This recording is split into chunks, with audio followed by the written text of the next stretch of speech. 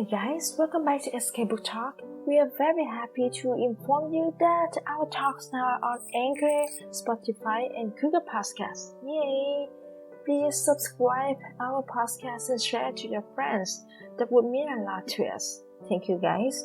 Okay, let's move on. Our discussion this week, Chapter 7 of David and Goliath. Okay, let's go.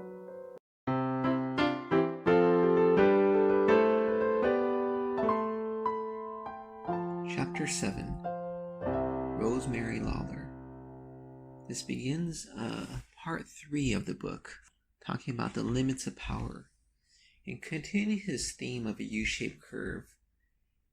Even power has its limits. You may think the more power you have, the better it is. But Malcolm's point is, no, it's not quite so simple. For me, Chapter 7 about the troubles in Northern Ireland, Catholics versus Protestants, and just sort of raw force by the authorities, guns and weapons and all that such. It seems obvious that it's not always the solution. Because if you just look at the world around us, the Middle East, Afghanistan, America has a very powerful military. But apparently it doesn't work very well. In fact, if you look at wars fought since World War II all over the world, has America won? Talk about soft power, right? Sort of like Japanese anime culture. The power of culture to influence. And that's the thing, right? It's sort of obvious to us who look at world politics that power isn't simply military strength, it's much more than that. The power of ideas, right? That's what culture is. People sort of believe your way of life. Religion. That's why it's such a big deal when somebody in the military commits a crime over there.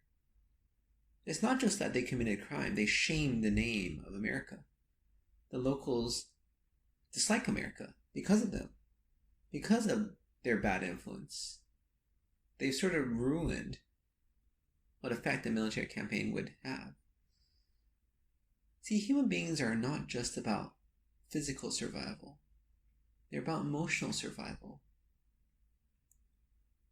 I would say that, if you look at many places around the world, they're religious. And religion is more important than your bread, your house. I think in the US, where it's more materialism culture, maybe people don't have such ideals, such beliefs, such rigorous principles. But in most places around the world, they do, because they have had. And what they didn't have is cultural leadership. When the British Army came over to enforce law and order. But I'm not sure I agree with Malcolm completely.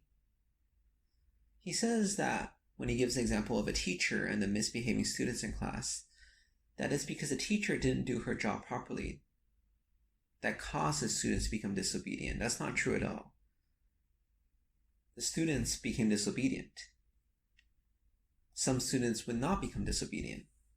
For example, say you were in Asia, where students are very well trained, say Japan. They would just put up with it, right? Later on in life, actually, you go to college. Many times the teacher is boring and we're falling asleep, but you don't get up and misbehave just because you're better behaved. It's a culture thing. Malcolm talks about Lates and Wolfe, and they had a treatise called Rebellion and Authority, talking about how you just need to be authoritative and people will listen. Let me read to you the quote, the conclusion. Consequently, influencing popular behavior requires neither sympathy nor mysticism, but rather a better understanding of what costs and benefits the individual or the group is concerned with and how they are calculated. And he said it's simply not true. I partially agree, because the problem is the presumption is not true. They actually write in the beginning, fundamental to our analysis is the assumption that the population, as individuals or groups, behaves rationally, that it calculates costs and benefits to the extent that they can be related to different courses of action and makes choices accordingly. And that's the difference. People usually don't make choices rationally. People are irrational creatures, and that's why economics fails. Because it presumes at the basis that you have rational beings, and they're not. That's why Kahneman, many others in the same field, Daniel O'Reilly, they have wonderful works that actually describe human behavior. Such an advancement on, quote, psychology, but they're actually economists who just realize the truth. See, fear is irrational. I had a friend who told me she was very afraid when her boss asked her if she wanted to quit the project, and she just said yes. She normally doesn't speak quickly. She responds very slowly, but she did this because of fear. But when I was asking her what she was afraid of, she couldn't really tell me. I had this debate with a friend more than a decade ago. We're sitting at IKEA in Costa Mesa, eating some cheap food, drinking some lingonberry juice, and then I was saying how phobias are irrational, illogical, and he was saying, no, they are, and then this lady came over and joined in the conversation. Anyways, the whole point is, a phobia is not rational. But if you want to sort of extend that, fears aren't rational. Like we talked about earlier, people are afraid of being afraid, and when they actually encounter a situation like the bombings, they may not actually be afraid. Let's talk about the coronavirus. The fear is that it's very contagious, and I think it is. But the problem is because we don't really know how it's transmitted. It's been months, literally. But we don't know, can it be aerosolized? Is it only droplets? When it's unknown, we fear. But going back to the question of how the British Army dealt with the Catholics in Northern Ireland, what the issue was. The fundamental issue they dealt with is that people behave rationally when they don't. They don't behave rationally. It's not a calculation that makes sense mathematically. If you want to put it that way, religion is not rational. In all these places, they have conflicts over ethnicity, over religion. They kill lots of people. Why? Because one side prefers the left side of the road, one side prefers the right side of the road? Is that rational? No. Many fights, battles are started because of a silly little thing. Who really cares? Is that rational? How come we can't give some stuff up? We just say, it's the principle of the thing, right? Principle of the thing. You want to argue for your $2? The principle of the thing, isn't your time more valuable than that? Yeah, but see, it's not rational. Emotions are not rational, and that's what drives human beings. I think one major emotion is this sense of somebody being hypocritical. A sense of fairness, justice, right? Our court system is quite actually fake. I've actually gone to jury duty before and realized that. People, I guess, who work in law know it's all a farce. It's just for show. But it's an idea that we make it look good, look nice, look legitimate, so people respect it. But this goes into the whole question of respect. Is respect the same as authority? If you respect authority is the same as authority having power, can authority have power and you don't respect authority? I think if you look at the coronavirus, many people didn't believe it. Doesn't mean it's not real. And some of them actually got it. Authority has power. Whether or not you respect them, they can do stuff to you. So where does respect come into play? When I was growing up, I remember I would often be upset at my parents for being hypocrites. We'd say that word a lot. It's our favorite word. Because they tell us to do one thing and they do this opposite.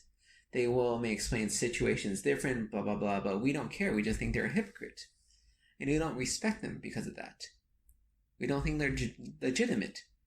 But they're still our parents. They still have power over us. That's sort of non-negotiable, right? When you're a little kid. But I think it's more the idea of a role model. Something to look up to.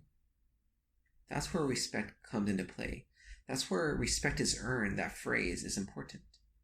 Somebody's not your role model because they're powerful. They're in a position of authority. Somebody's your role model because you like them. They're good.